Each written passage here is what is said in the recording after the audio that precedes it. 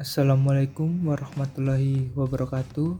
Perkenalkan, kami dari kelompok 18 yang beranggotakan Davi Insan Alif, Ade Ahmad Dari, dan Helmi Aslam. Di sini kami akan menjelaskan hasil pekerjaan DST kami yang berjudul Rancang Bangun Pengukur Nadi dan Saturasi Oksigen Berbasis Internet of Things. Latar belakang dari proyek ini yaitu inovasi alat ukur nadi dan saturasi oksigen di bidang kesehatan dengan Internet of Things menggunakan microcontroller WeMOS D1. Kedua, yaitu membuat alat untuk mengetahui kondisi kesehatan pasien yang berada pada ruang isolasi untuk mengurangi kemungkinan penularan penyakit.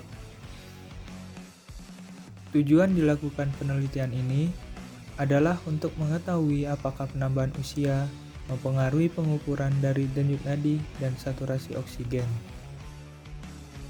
Pada penelitian ini, memiliki beberapa tahapan yang dijelaskan pada diagram alir prosedur penelitian berikut.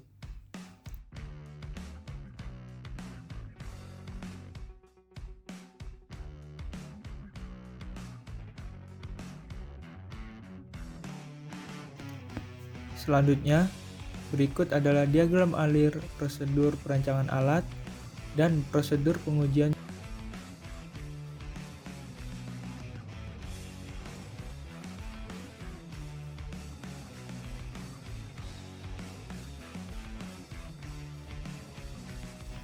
Untuk cara kerja, alat ini dijelaskan secara berurutan dengan diagram alir ini.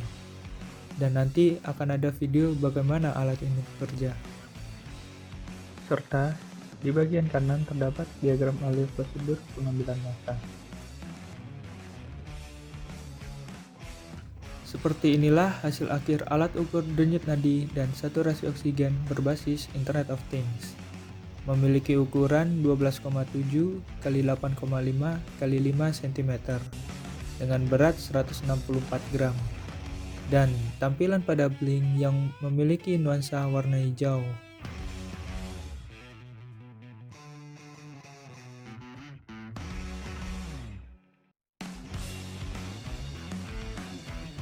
Alat ini dioperasikan dengan cara menekan tombol on pada alat. Kemudian menunggu sampai alat terkoneksi dengan smartphone melalui aplikasi Blink. Setelah terkoneksi, letakkan jari telunjuk pada sensor yang menyala merah dengan lembut agar pembacaan sensor benar.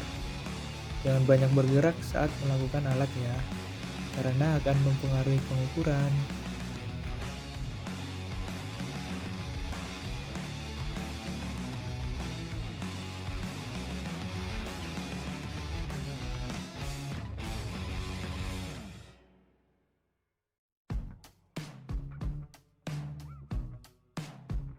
Nah, ini adalah bagaimana kami menguji sistem dari alat yang kami rancang. Tinggal letakkan jari telunjuk subjek, lalu lihat hasilnya di smartphone. Hasil kemudian dibandingkan dengan pengukuran menggunakan alat pulse oximeter yang dijual di pasaran.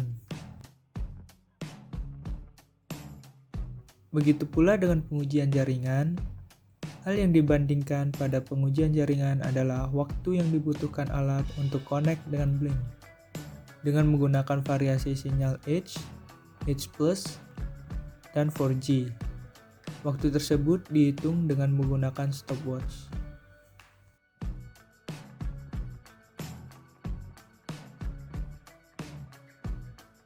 Nah, berikut adalah hasilnya. Pengujian jaringan menunjukkan sinyal 4G memiliki waktu tercepat untuk koneksi dengan Blink, dan sinyal H memiliki waktu terlama. Pengujian sistem dilakukan dengan mengambil data dari 20 orang subjek, yang tiap subjek dilakukan 5 kali pengukuran, sehingga total pengukuran adalah 100. Dari hasil pengukuran tersebut disimpulkan, rata-rata error dari pengukuran dengan membandingkan alat ukur yang dirancang dengan alat ukur komersil menunjukkan denyut nadi memiliki error sebesar 7,6%. Dan saturasi oksigen sebesar 3,21%. Untuk menjawab tujuan dari penelitian ini, kesimpulan yang dapat diambil adalah nilai dari pengukuran denyut nadi atau BPM menurun seiring dengan pertambahan usia. Hal itu terjadi karena semakin bertambah usia menyebabkan penurunan massa otot, daya maksimum otot, dan kebutuhan suplai darah, yang membuat jantung tidak perlu memompa darah dengan kuat. Namun, pada pengukuran saturasi oksigen atau SpO2, usia tidak berpengaruh selama dalam keadaan sehat. Salah satu yang dapat mengurangi nilai pengukuran SpO2 adalah hipoksemia.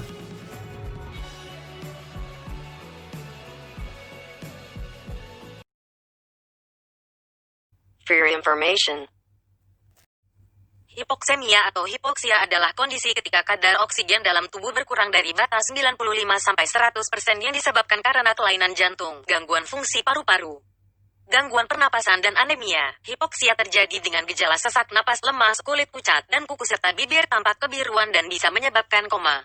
Ada fenomena yang disebut happy hipoksia, yaitu ketika pengurangan oksigen dalam tubuh tidak didahului oleh gejala. Hal tersebut baru diketahui ketika dilakukan pemeriksaan darah atau dengan pulse oximeter. Penelitian menunjukkan happy hipoksia dapat meningkatkan resiko kematian pada penderita COVID-19. Oleh karena itu perlu diwaspadai jika penderita COVID-19 tanpa gejala yang mengalami penurunan oksigen dalam tubuh. Angka kematian karena COVID-19 di Indonesia terus meningkat. Sebelum corona menyerangmu, sayangi dirimu dan keluargamu dengan menerapkan protokol kesehatan yang berlaku. Layanan masyarakat ini dipersembahkan oleh kelompok 18 yang ingin memberitahu bahwa corona itu nyata adanya.